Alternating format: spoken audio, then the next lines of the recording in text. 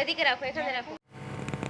Everyone, আসসালামু আলাইকুম। Welcome back to my channel সেলিমার লাইফস্টাইল। কেমন আছো তোমরা সবাই? আশা করি খুব ভালো আছো। তো রোজার সময় কে ভালো থাকে না বলো? রমজান মাসে সবাই ভালো থাকে, তো সবাই ভালো থাকো। এখানে দেখো পাপড়ি চাট করার জন্য ইনায়াত প্রথমেই শুরু করেছে, ও পাপড়ি চাটের পাপড়িটা কাটছে। তো যাই হোক, এখানে দেখো রমজান মাসে আমার সকালে তো ব্লগ শুরু হয় না, দুপুর থেকে শুরু হয় রান্নাবান্না থেকে। তো এখানে রান্না চলছে, এখন বাজে বিকাল 4টে। তো ওপারে পাপড়ি করার জন্য ময়দার লেচি ফেচি কাটা হচ্ছে, তারপরে ছোলা বসিয়ে দিয়েছি। তো বিকালে আমাদের রান্নাবান্না করতে করতে যে বিকালে কি করে কেটে যায় বুঝতেই পারি না। তো এখানে দেখো ফুরুলি করার জন্য ডাল প্রথমে বেটে নেওয়া হলো। তো এখানে বেটে রেখে দেওয়ার, তারপরে পেঁয়াজ সব কাটা হবে।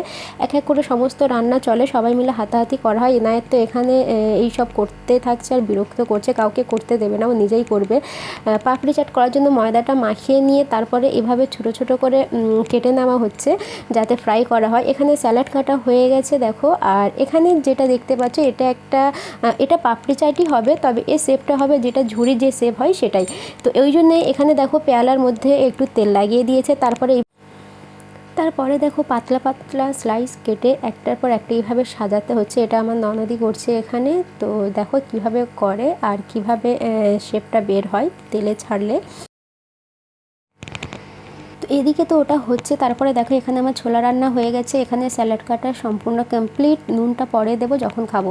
তারপরে দেখো এখানে ফ্রাই চলবে এখন, যার কারণে ফ্রাই প্যানে তেল দেওয়া হয়েছে। তো তেলটা একটু গরম হয়ে যাক, তারপরে এটাকে দিয়ে দেবো।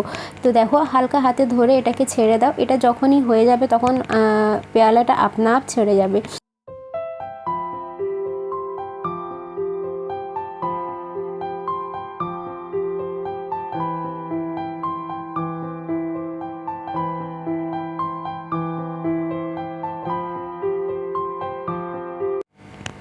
তো এখানে দেখো তেল গরম হয়ে গেছে ভালোভাবে, আর পাপড়ি চাট করার জন্য লেচিগুলো কেটে দিয়েছে। তো এবার এক এক করে এখানে ফ্রাই করে নেব।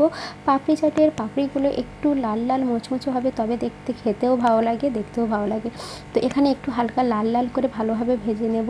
তো ভেজে নেওয়ার পরে এখানে দেখো কেমন লাগছে দেখতে, কতটা সুন্দর লাগছে। তো এরকম করে তোমরা বাড়িতে বেশি করে স্টোর করে রাখতে পারো, যখনই খাওয়ার ইচ্ছে হবে বের করে জাস্ট সাজিয়ে খেয়ে নাও আর কি। তো এখানে যা হয়েছে আজকের আমাদের এখানে সবটা হয়ে যাবে, হয়তো কয়েকটাই বেঁচে যাবে, বাট এখানে আমাদের সব ইফতার দেওয়া হয়, যার কারণে আমাদের যা হয়েছে আজকেরই সব শেষ হয়ে যাবে। তো এখানে তেল ভালোই গরম আছে, তো ওই জন্য এখানে সমস্যাটাও ফ্রাই করে নেওয়া হচ্ছে। তো এর স্টাফিংটা তোমাদেরকে দেখানো হয়নি, শ্যুট করাই হয়নি। তো এর ভেতরে বিফের স্টাফিং রয়েছে, তো ওটাকে দিয়ে সমস্যা করা হচ্ছে। তো যে ময়দাটা মাখা হয়েছিল হাফটা পাপড়ি চাট হচ্ছে আর হাফটা এখানে সমস্যা হচ্ছে। এখানে দেখো হালকা জাস্ট ফ্রাই করে তুলে নাও, যেহেতু তেল অনেক ভালো গরম আছে। তারপরে দেখো বেসন গুলে রাখা হয়েছে, আগে থেকে একটু ভিজিয়ে রাখলে একটু ভালো হয়। তো এখানে বেগুনি করা হচ্ছে, পাতলা পাতলা স্লাইস কেটে নেওয়া হয়েছে বেগুনি। আর এখানে ওই বেগুনিটা ফ্রাই করে নেওয়া হবে। এই বেগুনটা বেশ দোকানের মতো হয়েছিল, একটু বেকিং সোডা দিলে একটু ভালোভাবে ফুলে ওঠে।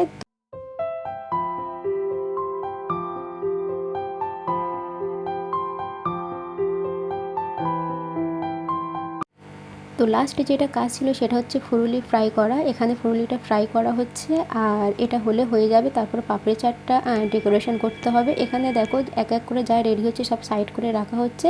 বেগুনি হয়ে গেছে, এখানে দেখো সমস্যা হয়ে গেছে, এখানে নারকেলের চূড়াও হবে। তারপর এক এক করে যা হয়েছে, এখানে দেখো যে পাপড়ি চাটের যেটা ছিল সেটাও করা হয়ে গেছে, জাস্ট এবার সাজানোর পালা। এখানে দেখো সব কিছু রেডি আছে, আজানের টাইম আর আধ ঘন্টা বাকি আমাদের হাতে। তো এখানে আমাদের হাতে আছে কম সময়, ওই জন্য এখানে একটু তাড়াহুড়ো করা হচ্ছে। আলু সিদ্ধ করা ছিল অলরেডি, তার উপরে একটু জিরে দেওয়া হয়েছে। আর এটা ডেকোরেশন করার জন্য জাস্ট এই দুটো করা হয়েছে। তারপর পাপড়ি চাট যেভাবে হয় সেভাবেই হয়েছে।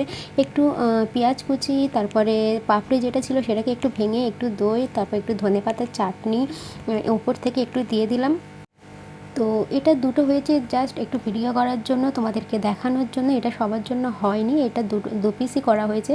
একটু ধনেপাতা কুচি, একটু টমেটো সস, আর তারপরে একটু দই ওপর থেকে দিয়ে দিলে। আর লাস্ট যেটা দেওয়া হলো সেটা হলো ঝুরি ভাজা। তো দেখতে কতটা সুন্দর লাগছে, আর হ্যাঁ একটু বেদানা ওপর থেকে দিয়ে দিলে লাল লাল দেখতে না খুব ভালো লাগে। তারপরে এটা প্লেট সাজানো হচ্ছে দেখো। তো চলো তাড়াহুড়ো করে এবার প্লেটটা সাজানো তোমাদের দেখিয়ে দিই, হাতে কমই সময় আছে, এটাও তাড়াহুড়ো করে করা হচ্ছে। তো সব কাজ কমপ্লিট, জাস্ট এটা করলেই আমাদের হয়ে যাবে।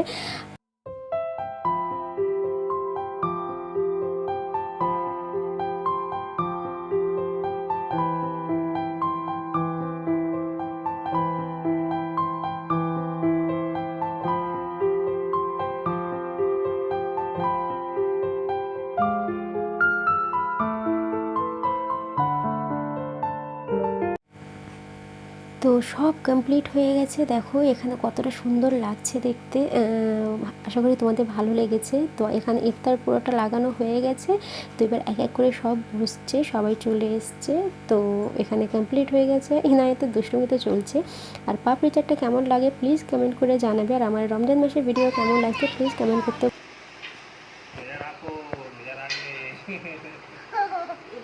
আজান দিয়েছে মা, আজান দিয়েছে। তুমি রোজা করেছো? কটা রোজা করেছো? একটা? কতক্ষণ?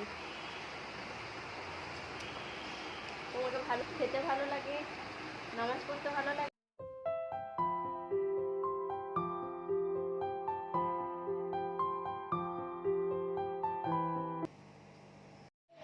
সো গাইস, ইনায়াত কিরকম সেজেছে তোমাদেরকে দেখাই। ও নিজে নিজে সাজুগুজু করেছে আর কি। ইফতার হয়ে গেছে, ইফতারের পর নামাজ পড়ে নিলাম। এদিকে এসো, এদিকে এসো, এদিকে এসো। ভালো করে মুখ বলো, আমাকে কেমন লাগছে গাইস? কেমন লাগছে গাইস? কি এগুলো কি লাগিয়েছে মুখে?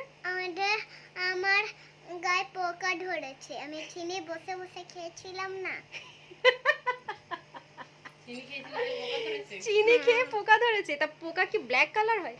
হ্যাঁ, ব্ল্যাক কালার হয় তো। কোন পোকা? নাম কি? ছুটি ছুটি ছুটি। বাবা, তুমি কি করে বুঝলে মা? তুমি কি করে বুঝলে আমার পা যন্ত্রণা হচ্ছে? আমি তো সব বুঝিনি। হ্যাঁ, কি মাম্মির পাটা যন্ত্রণা হচ্ছে। তাই তুমি সব বুঝে নাও? হ্যাঁ। শোনা, নেক্সট ডে গুড মর্নিং। তো সকাল সকাল একটু যাচ্ছি ইনায়েতের স্কুলে। তো ইনায়েতের স্কুলে আজকে দেবে ওদের রেজাল্ট। তো চলো ওকে আমি ওর রেজাল্ট আমি আনি, দেখি কি লিখেছে। ওর রেজাল্ট আনতে যাচ্ছি, ইনায়েতকে বাড়িতে রেখে দিয়েছি, বিরক্ত করবে। তো চলো রেজাল্ট আনতে যাই, তারপর তোমাদেরকে দেখাবো ও আবার রেজাল্টে কি করেছে। তো বাচ্চাদের রেজাল্ট বলো, এক্সাম বলো, আমার খুব হাসি লাগে যে বাচ্চারা কি করবে না করবে। তো চলো স্কুলে যাওয়া যাক। তো গাইজ দেখো এখানে রেজাল্ট নিয়ে চলে এসেছি।